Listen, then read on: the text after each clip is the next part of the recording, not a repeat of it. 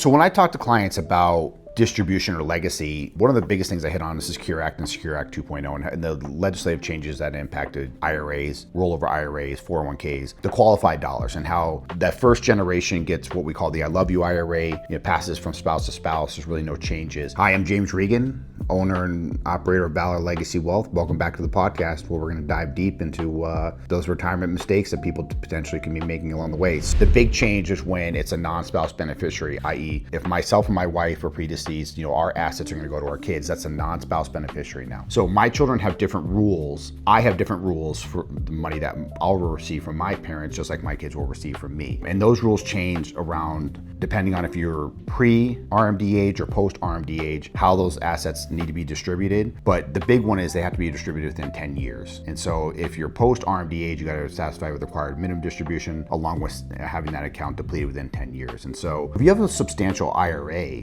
and you're a beneficiary, you got a couple kids, those kids are inheriting large qualified dollars and asset moves generally around the peak of their earning years. So if they're married filing jointly, they might be in a 22 to 32% tax bracket. You stack on another couple $100,000 of income over those 10 years. That's going to potentially move them into higher tax brackets, not only for federal, but state. And now you're having to withhold larger withholdings from existing either those distributions or higher withholdings from the current employer income, salaries, what have you. So it's a design tax bomb through the legislative changes because the government basically wants to tax more of those dollars in the distribution phase to non-spouse beneficiaries. So you're going to inherit the money. The IRS and the government say, sure, they can inherit it, but we're going to force them in this window where they're going to have to receive all these dollars and have excess taxation for those period of time. So it's like this tax arc goes up. You have all these taxes in excess paid and they can drop back down as those monies have been fully distributed out. So one of the things I always try to talk through clients is what are we preparing for on the qualified asset distribution, right? First goal is make sure that the retirement plan is stable, the income is there for you and Mr. and Mrs. Jones. But what are we doing for the kids, right? How are we preparing for that asset, that legacy vehicle to be sent to them and in a way that can be more tax efficient so that they're not getting hit with excess taxation? And one of the ways that I plan for that with my clients is I talk about life insurance. And I talk about,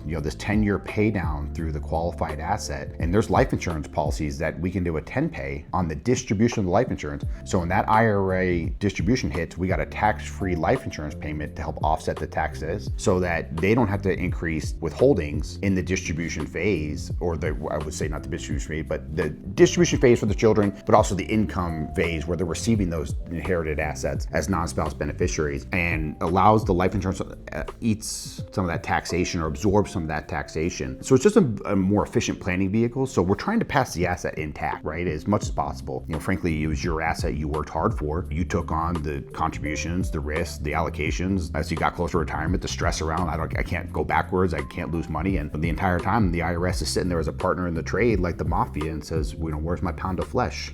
That's the thing I prepared generations for. And this is not an uncommon trade in our world today where the biggest asset is the 401k plan or the IRA, the qualified asset that was seeded with tax deduction, grew tax deferred, and it's this big pile of dollars that haven't been taxed yet. And so they're going to get taxed while you take distributions, and then they're going to get taxed to your children when they take distributions. So I just think of a more efficient way to pass those taxes efficiently to the next generation. Just as like I talk about all the time on this channel. As a father, I want my assets to pass to my children as efficiently as possible and intact as possible because I'm the one who put the damn plan in place, So that's the whole point, is we want that generation to be the beneficiary of our hard work. And to do that, we want to kind of prepare for what the taxation is going to look like and how we can better prepare for making sure those assets get to our children and grandchildren as efficiently as possible within the confines of the new legislation around the Secure Act and Secure Act 2.0. If creating a legacy is meaningful to you based on this conversation, like and subscribe to this channel and reach out to our office and we'll do that and just